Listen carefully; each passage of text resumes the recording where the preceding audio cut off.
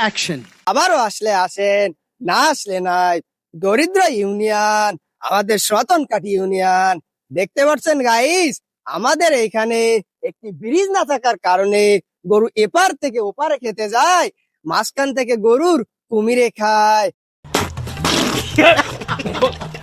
দেখতে পাচ্ছেন গাইস, আমাদের এই অঞ্চলে অতিরিক্ত খরার কারণে মাটি শুকিয়ে কাদা হয়ে গেছে। আমি আবহাওয়া দপ্তরের কাছে একটি কথাই জানাই, আমাদের এই চর অঞ্চলে যেন দ্রুত বৃষ্টিপাতের ব্যবস্থা করে দেয়। তো দেখতে পাচ্ছেন গাইস, আমাদের চর অঞ্চলে অতিরিক্ত মুষলধারে বৃষ্টি হওয়ার কারণে আকাশের পানি বাতাসে যায়, আর বাতাসের পানি আকাশে যায়। আমি আবহাওয়া অধিদপ্তরের কাছে জানাবো, তারা যেন দ্রুত গাং শুকিয়ে মাছ মারার ব্যবস্থা করে দেয়। শিউলিয়া পারভিন, ভটিভি নিউজ, ঢাকা।